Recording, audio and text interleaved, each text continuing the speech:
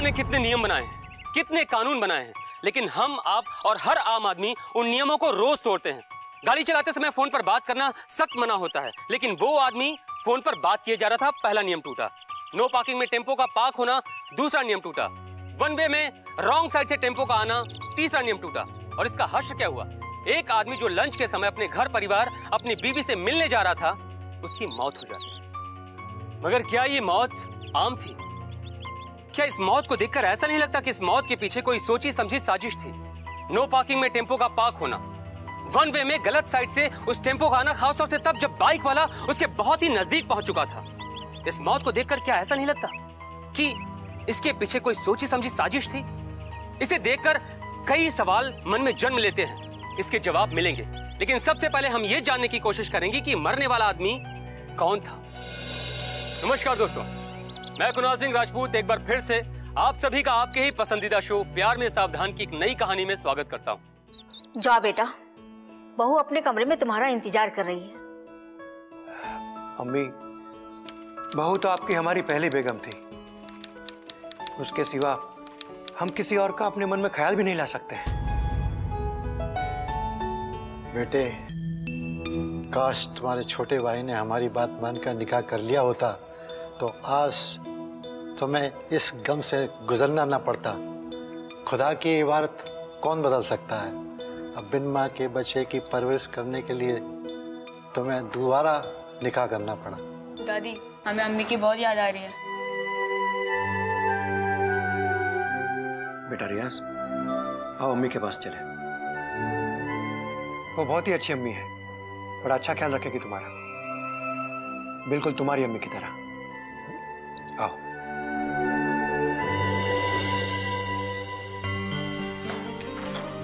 आओ बेटा। आइए, स्वागत है आपका। कहाँ रह गए थे आप? कुछ नहीं, बस यूं ही अम्मी अब्बू से बातें करने लगा था। ये वक्त अम्मी अब्बू से बातें करने का नहीं, बल्कि हमसे बातें करने का है। तुमसे क्या बात करूं मैं? निकाह से पहले हमारी मुलाकात भी नहीं हुई थी। खैर, हमारे बेटे रियाज से मिली तुम? हाँ, बड़ा ही प्यारा बच्चा है। बस इसे ही प्यार करने का फर्ज निभाना है तुम्हें अच्छे से। जाओ, इसे इसके कमरे में ले जाओ और सुला दो। जाओ। अरे, इसे क्या सुलाना? ये तो खुद ही इतना समझदार है, खुद ही सो जाएगा, है ना? नहीं, अभी अभी हमने क्या कहा सुना नहीं आपने? सिर्फ इसे ही प्यार करने का फर्ज निभाना है आपको अच्छे से। जाओ, इसे इसके कमरे में ले जाओ और सुला दो। जी, चलो रेहान। जाओ बेटा।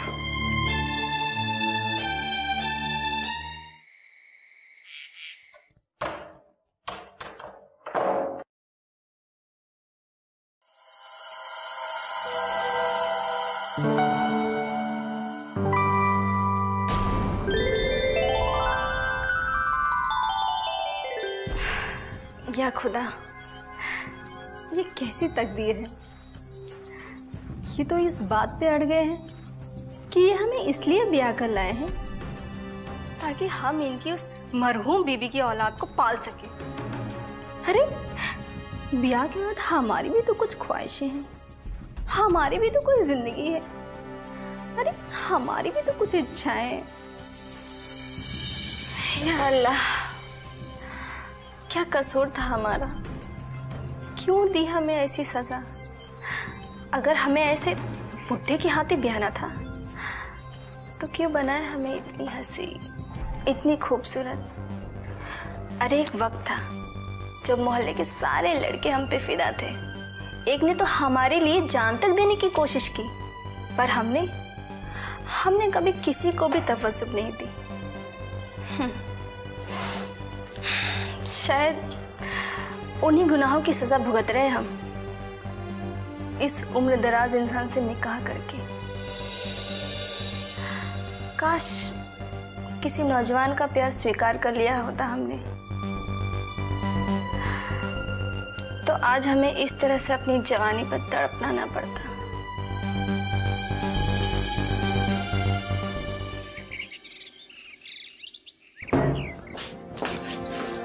अरे भाभी जान जरा संभाल के। अच्छा वो अब गाड़ी नहीं चला रही थी, वरना हमारी तो जान ही चली जाती। जान चली जाती, वो भी इतनी हंसी टक्कर से। वैसे जिस्म तो काफी शानदार बना रखा है। कुछ ताकत भी है या सिर्फ ऐसे ही? जिम में काफी मेहनत करता हूँ मैं। अच्छा, हमें तो यकीन नहीं है इस बात पे। दिखाऊं अपनी ताकत? दिखाऊं? अरे ये देखो। अरे देवर जी क्या कर रहे हैं आप? और दिखाऊं ताकत? अरे भाईजान ने देख लिया तो बहुत मार पड़ेगी। भाभी जान, खूबसूरत लड़कियों के लिए मार खाने के लिए हमेशा तैयार रहता हूँ मैं। तो आने दो तुम्हारे भाईजान को, देखते हैं कितनी मार खाते हो तुम।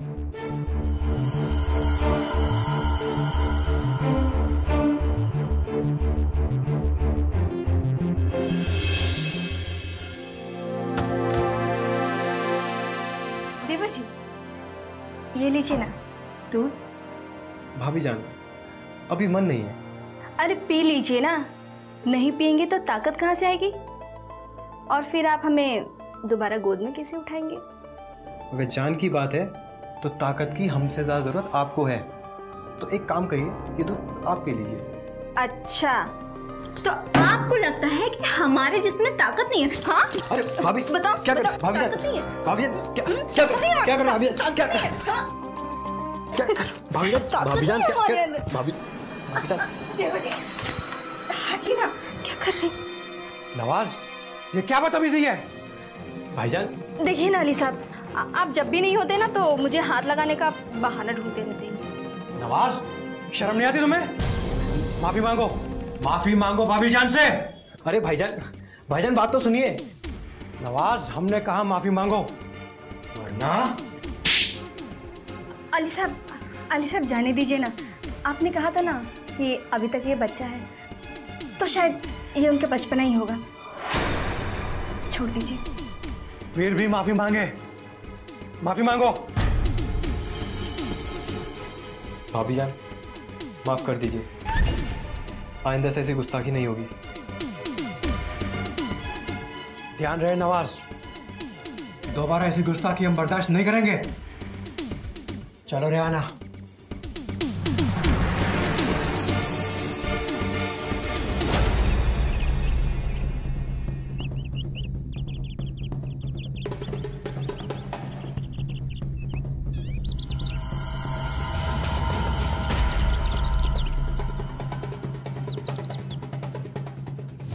भाभी जान क्या भाभी जान।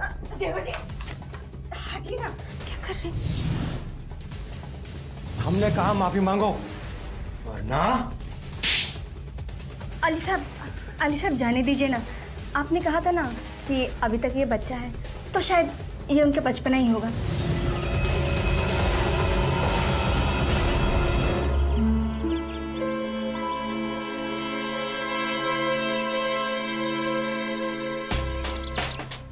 क्या हुआ देवर जी?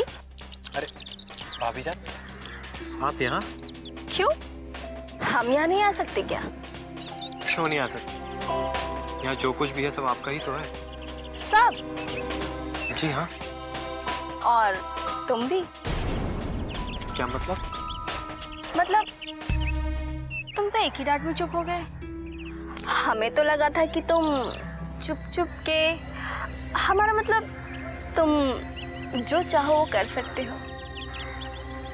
हाँ, लेकिन अगर हम पकड़े गए तो मैं अक्सर यही कह दिया करूँगी कि तुम किसी न किसी बहाने मुझसे लिपट जाया करते हो, हाथ पकड़ सकते हो। तुम्हारे अब्बू और भैया देखेंगे तो क्या कहेंगे? ज़्यादा से ज़्यादा डांटेंगे, मारेंगे। सुन लेना डांट, आखिर जिंदगी का मजा तो मौज करने में ही है ना।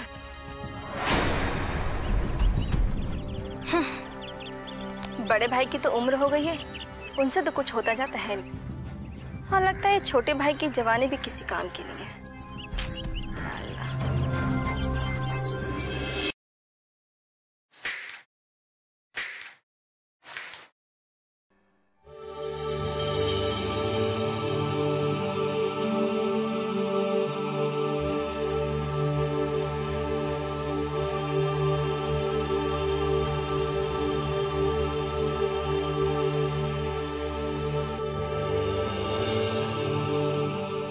एक गिलास पानी भी नहीं दे सकता कोई यहाँ पर।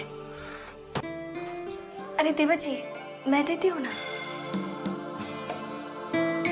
हम पिलाते हैं आपको पानी।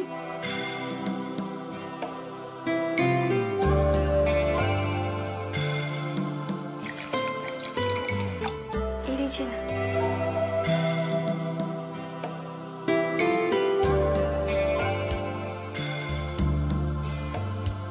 अरे आराम से देवर जी, क्या कर रहे हैं?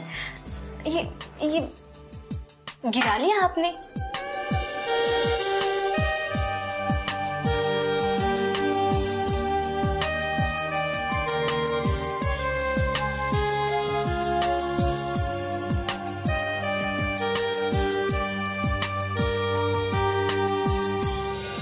दोस्तों, रेहाना के पति और उसके सास ससुर को यह बात पता ही नहीं थी कि जो रेहाना बात बात पर अपने देवर की शिकायत करती रहती है, वही रेहाना अपने देवर को अकेला पाने पर उससे लिपट जाती है, उसे अपने बाहों में भरने की कोशिश करती रहती है।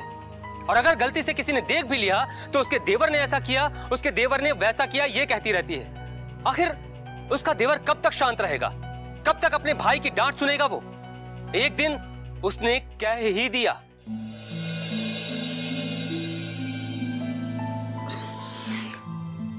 भाभी जान, अब तो रहा नहीं जाता। रात को आप भाईजान के साथ रहती हो, ये एहसास भी सहन नहीं होता। मैं जानती हूँ। तो कुछ ऐसा करो ना कि भाईजान रहे ही ना। ऐसा कैसे हो सकता है भाभी जान? उनकी जान लेकर। क्या मतलब? अरे मैं समझाती हूँ ना, हम उन्हें अपने रास्ते से ही हटा देते हैं। देखो, ये लो पुड़िया। जब तुम्हारे भाईजान काम पे जा रहे होंगे ना, तब उन्हें ये दूध में मिलाकर पिला देना।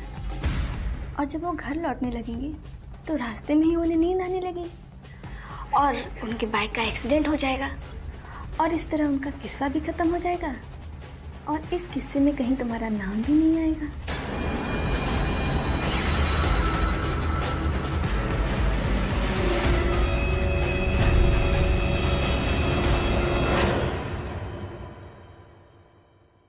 भाईजान, भाईजान, भाईजान, ये दूध पीकर जाइए। दूध? हाँ भाईजान, ये आज ही हमारे जिम में आया है और आज ही हमारे जिम ट्रेनर ने दिया है। इसको पीने से पूरे दिन में फुर्ती बनी रहती है। अरे मेरे भाई नवाज, तुम्हें पता है जो ताकत अनाज खाने में है वो इस पाउडर शाउडर में नहीं है, समझा? हाँ भाईजान, लेकिन प्लीज एक बार पी के तो देखो। अगर अच्छा ना लगे तो कल से मत पीना, प्लीज भाईजान। एक बार मेरे लिए। चल ला, अब छोटी छोटी बातों के लिए छोटा भाई इतनी रिक्वेस्ट करे, हमें पसंद नहीं।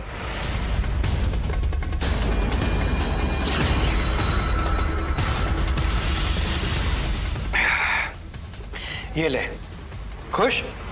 अब जाओ काम पे।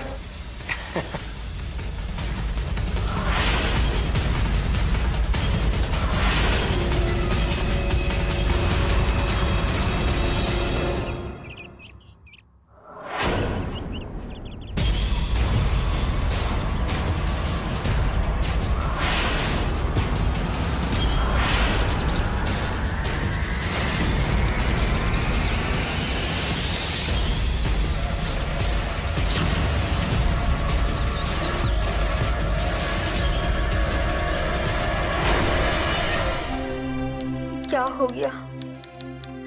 मेरे बेटे के साथ किसकी नजर लग गई? अभी अभी अपने बेटे की परवरिश के लिए निकाह किया, कैसे हो गया? ये क्या हो गया हमारी बहू के साथ? अम्मी शांत हो जाइए। अम्मी चलिए, अब्बू को उनके कमरे में ले जाइए। देखिए ना क्या हालत बना रखी है। और भाभी, आप भी अपने आप को संभालिए। अगर आप ही टूट जाएंगे तो उनके बच्चे का क्या होगा? चलिए।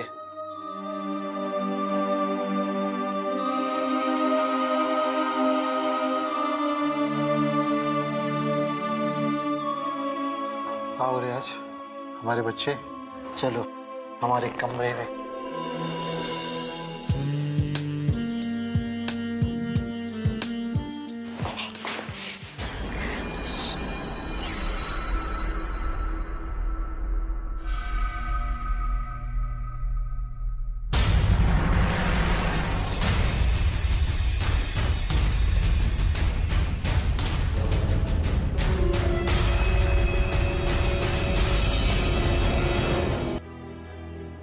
होने को कौन टाल सकता है? अब जो हो रहा है उसे तो टालना होगा। मैं समझी नहीं। बहू कह रही थी कि नवाज उस पर डोरे डालता है। हमें लगता है बहू ही ऐसी है। अभी अभी हमने देखा। अजय, ये क्या कह रहे हैं आप? ऐसे कैसे हो सकता है? जो औरत अपने पति के लिए इतनी दुआएं मांगे, इतनी रोजा रखे, क्या वो ऐसा कर सकती है? इसीलिए तो अभी हम उससे कुछ नहीं कह रहे हैं। जब उसे रंगे हाथ पकड़ेंगे, उसकी करतूत के पत्ते आपके सामने खोलेंगे।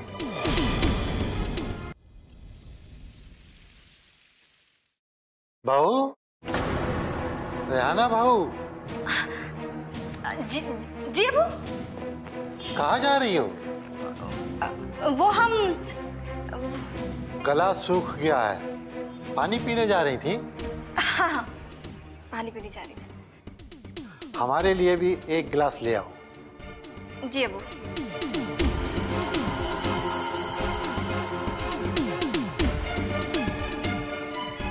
ए लीजिए अबू।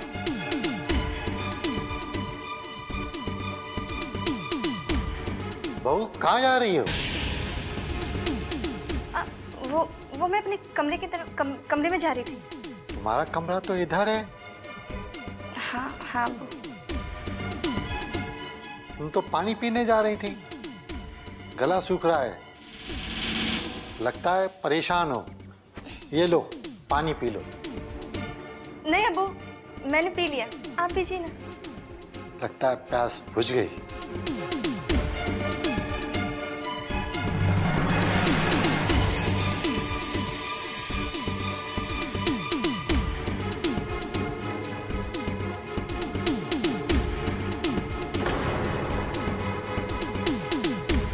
ये भाभी जान भी ना पता नहीं कहाँ रह गई। बेटा नवाज।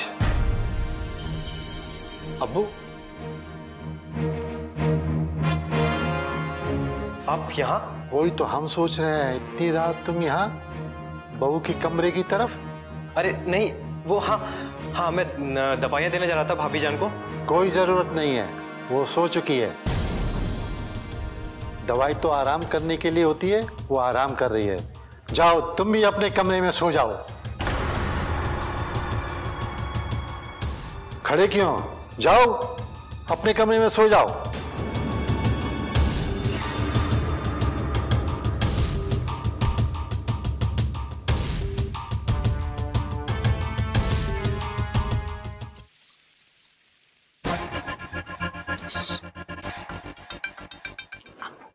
कहाँ है?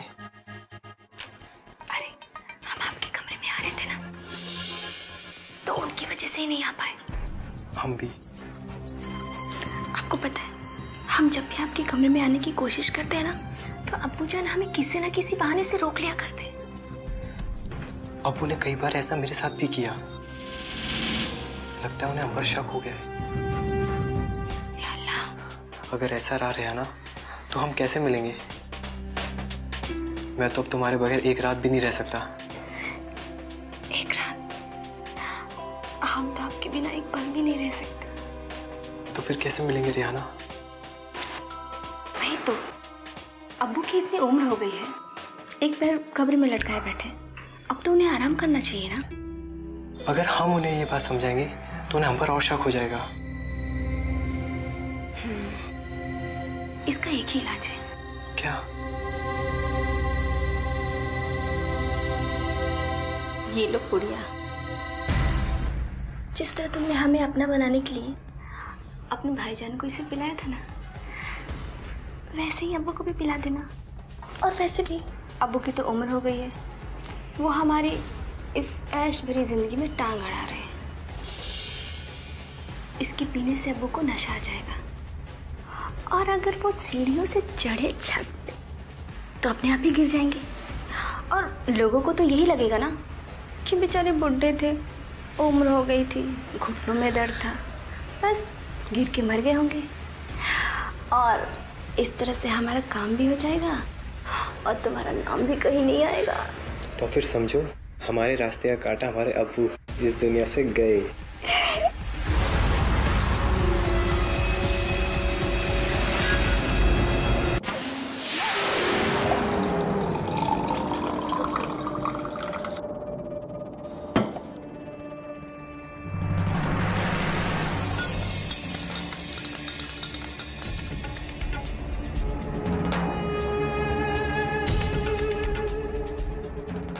नवाज, ये लो, जाकर के अब्बू जान को पिला दो, बिल्कुल वैसे ही जैसे अपने भाईजान को पिलाया था और उनकी जान गई थी, वैसे ही अब्बू जान को भी पिला दो, फिर उनकी जान भी।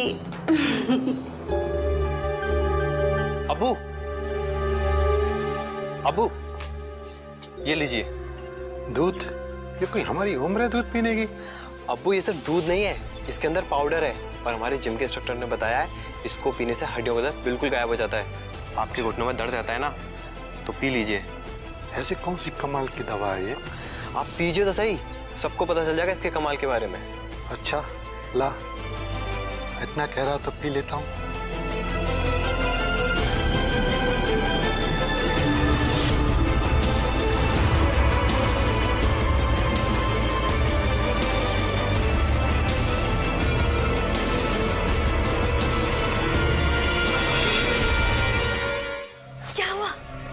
वही जो भाईजान के साथ हुआ था। हाँ, पहले मना किया, फिर पूरा गिलास पी। बेचारे ससुर जी। नवाज बेटे, लगता है अपना काम हो गया। अब्बू, अब्बू, अम्मी, ये क्या हो गया? मैंने कल सवेरे भी मना किया था, घुटनों में दर्द है, तेरे से मत जाइए। पर नहीं माने अब्बू, ये क्या हो गया? अब्बू, पहले भाईजान और अब आप। नवाज बेटे, डॉक्टर को बुलाओ। फोन करिए ना। हाँ।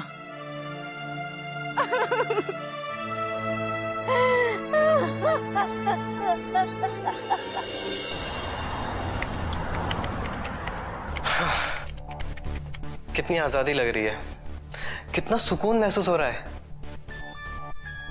वरना अब्बू जान रहते थे तो उनसे डर लगा रहता था। हमारे होते हुए आपको किसी से भी डरने की जरूरत नहीं है। वो कहते हैं ना, प्यार किया तो डरना क्या। कहते तो ये भी है, पर्दा नहीं जब कोई खुदा से, तो बंदों से पर्दा करना क्या। नवाज, अम्मी, तुम यहाँ क्या कर रहे हो? वो अम्मी जान, अब्बू के इंतकाल के बाद भाभी को बहुत भाईजान की याद आ रही थी। अब इस दुखी माहौल में मैं दिलासा नहीं दूंगा भाभी को तो कौन देगा। भाभी आप संभालिए अपने आप को। नवाज,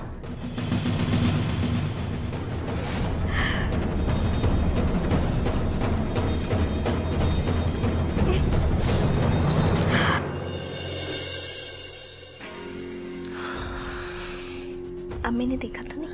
नहीं, बहुत ही समझ कर आया हूं मैं। बेटा दूर हटो, शर्म नहीं आती तुम्हें? अम्मी, आपके बड़े भाई की बेगम है हम। जब से वो नहीं रहे तब से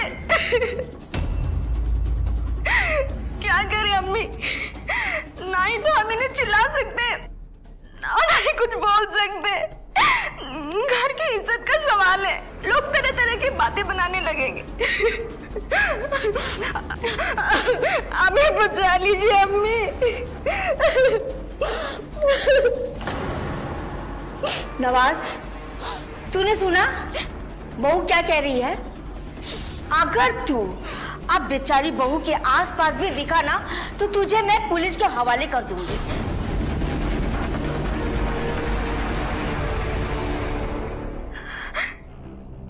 अभी तो आपने हमें बचा लिया, लेकिन अब कब तक इस तरह से हमें बचाती रहेंगी? कहीं फिर से देवर जी ने? नहीं, अब तुझे उससे दबने की जरूरत नहीं है। जब भी तेरे आसपास आए तो तू मुझे तुरंत बताना, ठीक है? जी।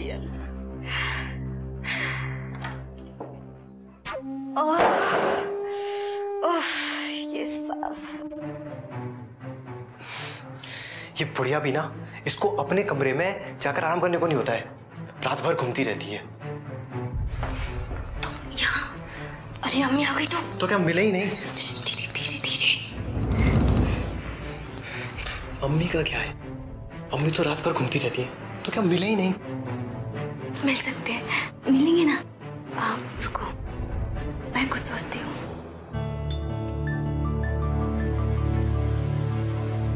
अम्मी जान, आपने हमें कहा था ना कि अब हमें उनसे दबने की जरूरत नहीं है। वो जब भी हमारे आसपास आए हम आकर के आपको बताए। आया नहीं, पर आने वाला है। कहाँ? आपके पास। हमारे पास? हाँ अम्मी जान, वो हमें कह रहे थे कि आपको दूध में नींद की गोली मिलाकर पिला करके सुला देंगे और उसके बाद वो मेरे पास आ जाएंगे। क्या? इस मर्दूत की इतनी हिम्मत? हाँ अम्मी, खुदा के वास्ते हमें बचा लीजिए। ठीक है, आने दो। दूध का गिलास देगा, हम पिएंगे ही नहीं, उससे लगेगा कि हमने पी लिया। ठीक है, शुक्रिया अम्मी, आप सो जाइए।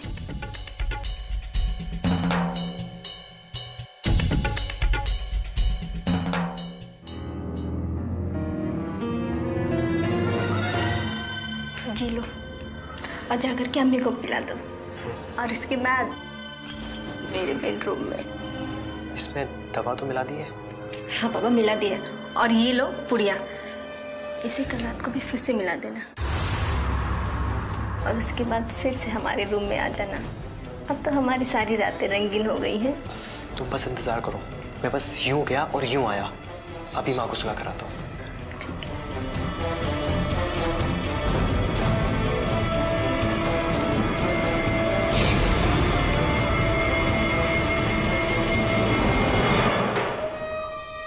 अम्मी, अम्मी, तबीयत कैसी है आपकी? क्यों? हमारी तबीयत को क्या हुआ? वो पहले भाईजान और अब अब्बूजान। और तुम? मैं क्या? तुम कुछ काम क्यों नहीं कर लेते हो? तुम्हारी भी तो फिक्र लगी रहती है। मैं कर लूंगा अम्मी।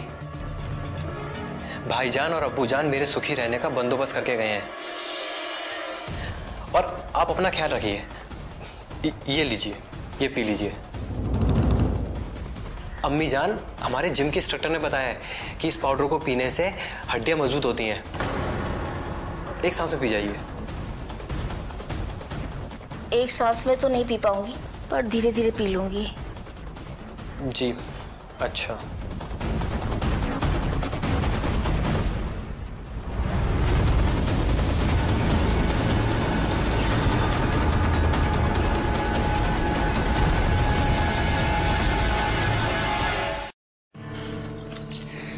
रेहाना।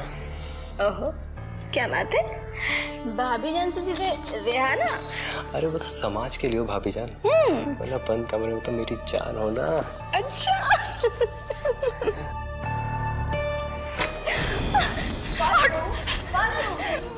अम्मी देखिए ना, आप अभी नहीं समझाई, नहीं फिर से आ गए। नवाज, फिर तू आ गया? आपने दूध नहीं पिया? क्यों? दूध में जहर मिलाया था? बस अम्मी जान, चिल्लाइए मत। क्या कर रहा था तू? वहाँ क्या कर रहा था? ज्यादा चिल्लाने की जरूरत नहीं है। क्या कर रहा था, क्या नहीं कर रहा था, चिल्लाइए मत आप। आप अपने काम से काम रखिए, वरना क्या करोगे तुम? इंस्पेक्टर साहब, अपनी मां पर हाथ उठाओगे?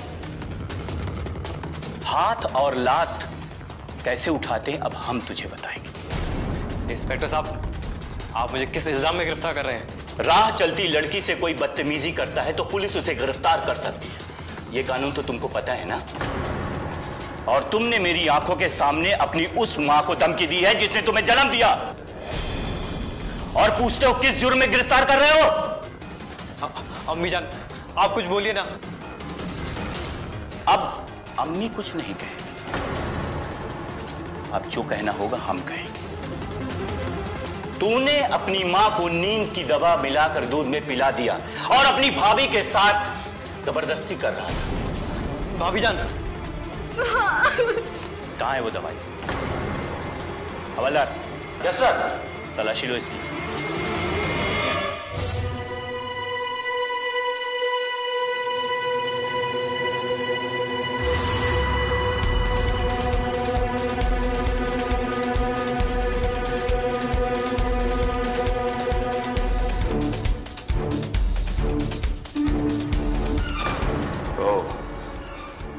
ये है, अब तुझे हम बिना दवाई के कड़क नींद सुलाएंगे। गिरफ्तार कर लो इसे और ले चलो पुलिस स्टेशन। अम्मी जान कुछ करिए ना। भाभी जान आप कुछ करिए। अम्मी जान बचा लीजिए। भाभी जान, अम्मी। दोस्तों, नवाज को लगा कि पुलिस को उसकी अम्मी ने बुलाया है, लेकिन जब वो पुलिस स्टेशन पहुंचा तो उसे इस बात का पता चला कि उसकी अम्मी ने नहीं, बल्कि अभी अभी उसकी भाभी रेहाना ने फोन पर पुलिस को उसकी कंप्लेन की। ये सुनकर वो चौंक जाता है। दोस्तों, नवाज पुलिस वालों से अपनी माँ से मिलने की इच्छा जाहिर करता है, लेकिन उसकी माँ उससे मिलना ही नहीं चाहती। किसी तरीके से वो कन्विंस करके अपनी माँ को मिलने के लिए बुलाता है। माँ का दिल तो आखिर माँ का ही होता है, अंत में पसीज जाता है। नवाज माँ से अपनी सारी बातें बताता है। उसकी बातों को सुनकर उसकी माँ शॉक्ड हो जाती है। उसे समझ में नहीं आता कि आखिर विश्वास करे तो किस पर करे, अपने बेटे नवाज पर, अपने खून पर, या खून को पराया करने वाली अपनी बहू पर। अरे अम्मी जान, आप कहीं जा रही हैं क्या? हाँ बहू, बड़ा बेटा नहीं रहा, अब्बू नहीं रहे, छोटा बेटा होकर भी नहीं रहा। कभी उसके शरारत पे मैंने उसको कभी कमरे में बंद नहीं किया। आज वही बेटा पुलिस के लॉकअप में है। मैं अजमेर शरीफ जा रही हूँ, उनसे दुआ मांगूंगी। क्या कसूर था मेरा? बसी बसाई जिंदगी मेरी उजाड़ दिया। लेकिन अम्मी, इस तरह से अचानक अगर आप हमें कहती तो हम भी आपके साथ चलते। हाँ बहू, तुम कैसे चलती? रियाज का ख्याल कौन रखेगा? काशिम अली तुम्हें बहुत उम्मीद से लेकर आया था, तुम इसका ख्याल रखना। ठीक है, चलती हूँ। ठीक है मम्मी।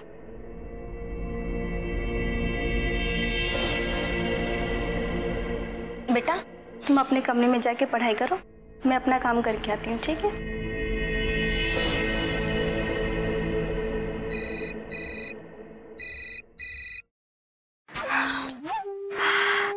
हेलो, हमारी चाल कामयाब हो गई है।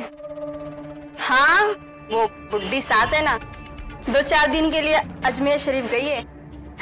अब हमें शरीफ बनने की कोई जरूरत नहीं है। और सुनो, रात को आ जाना। अब तो हमारा ही राज है और हमेशा हमारा ही राज रहेगा। ठीक है ना? जल्दी आना।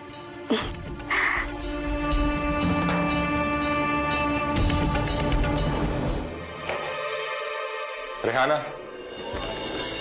फयाज। रेहाना, बहुत देर कर दी तुमने। देर तो तुमने कर दी, मैं तो तुम्हें बचपन से चाहता था। अच्छा, तो अब तो देर मत करो ना, हमारी सारी चाहतों को पूरा कर दो। ऐसा?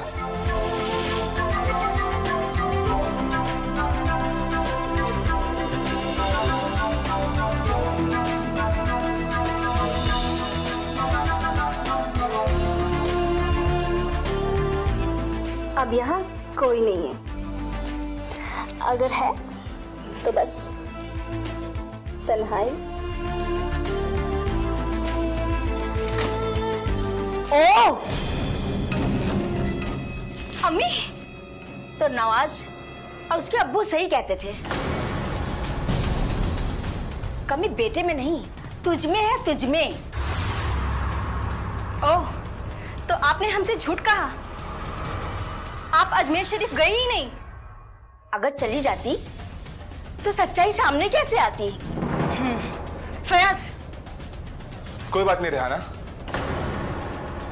इस बुढ़िया को भी भेज देते खुदा के दरबार। हाँ। रेहाना, हाथ पकड़ इसका। बुढ़िया बहुत डिस्टर्ब करती है। मार डालो इसे, मार के देख तो मुझे। इसे मार ही डालो। मरती नहीं बुढ़िया, बहुत डिस्टर्ब करती है।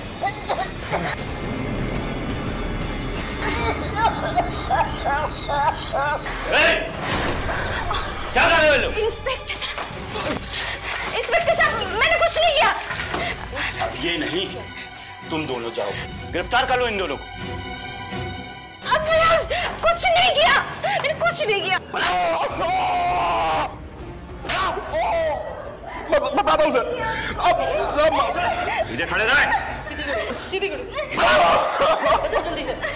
बता दो सर, मारे में बता दो।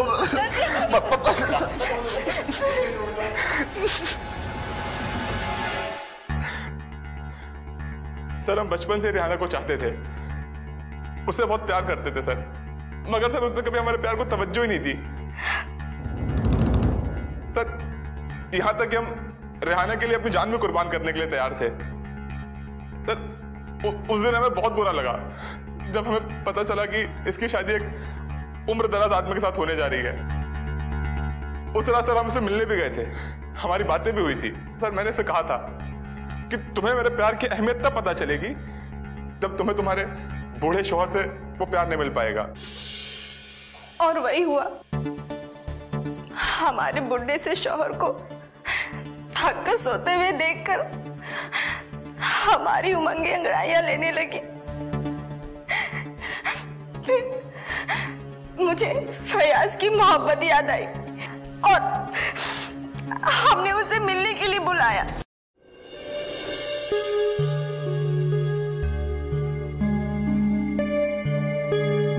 फयाज, आज हमें अपनी गलती का एहसास हो रहा है कि क्यों मैंने अपने पापा के कहने पे पैसों के लालच में उस उम्र दराज इंसान से निकाह कर लिया। क्या हमें सारी उम्र इसी तरह प्यार के लिए तड़पना होगा? नहीं रिहाना, सच्चा प्यार किया है तुमसे, तुम्हें प्यार के लिए तड़पने नहीं देंगे हम। लेकिन हम रोज रोज इस तरह से मिल भी तो नहीं सकते ना। हर रोज नहीं, मगर कुछ रातों के बाद हम हर रात साथ में रहेंगे। कैसे? क्यों ना हम एक एक करके उसके पूरे परिवार के लोगों को जान से मार दें। क्या? हाँ, उसके बाद पूरी प्रॉपर्टी की मालकिन तुम बन जाओगे। हम दोनों एक दूसरे से निकाह कर लेंगे और हमारी सरकार विधवा के निकाह को सपोर्ट भी करती है और हम दोनों का नाम भी कहीं नहीं आएगा। उसके बाद मैं और तुम हम अपनी पूरी जिंदगी ऐश और आराम से जिएंगे साथ में। सच? बिल्कुल। पर कैसे? और हमारे पूछने पर फयाज ने हमें पूरा प्लान बताया जिस पर हम अमल करते गए और प्लान के मुताबिक मैंने देवर जी पर डोरे डालना और उन्हें फंसाना शुरू किया। बाकी उस पाउडर में बेहोशी का कुछ भी नहीं था। वो तो बस देवर जी को थोड़ा गिल्टी फील हो इसलिए मैं वो पाउडर इन्हें दे दिया करती थी। वो तो बस सादा ग्लूकोज पाउडर था। तो फिर उसे पीने के बाद तुम्हारे पति और तुम्हारे ससुर का एक्सीडेंट कैसे हुआ? वो एक्सीडेंट नहीं था, वो तो फयाज ने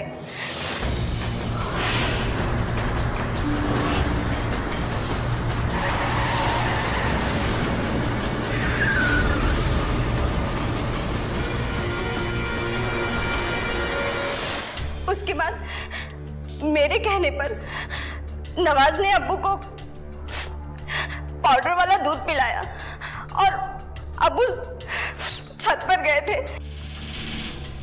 और तभी फयाज पाइप से चढ़कर टेरिस पे आ गया और उसने अब्बू को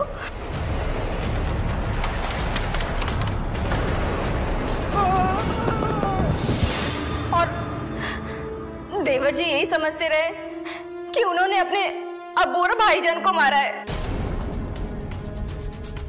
उन दोनों के मरने के बाद हमने बड़ी ही सफाई से देवर जी को उनकी मां की नजरों में गुनहगार साबित करके पुलिस में पकड़ा दिया था।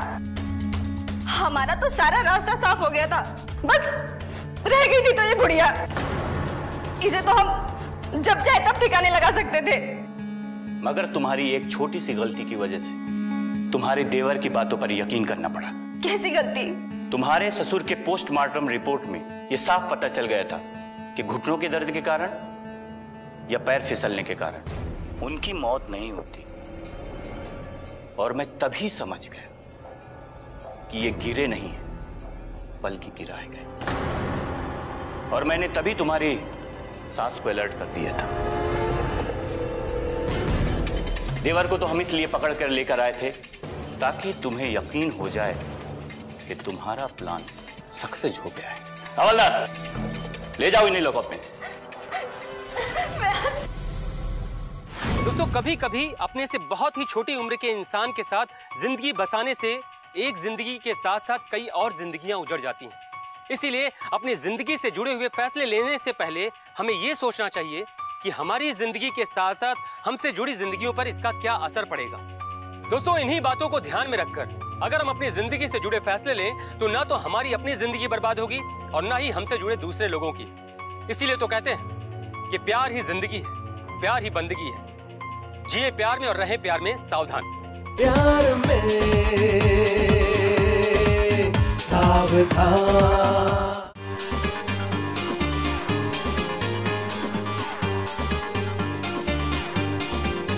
उम्र देखे नहीं, जात पूछे नहीं, प्यार में दिल भी है, मुश्किलें नित नहीं। हो गए कुछ बड़ा, कुछ हुए कत्लेआम, प्यार में सावधान।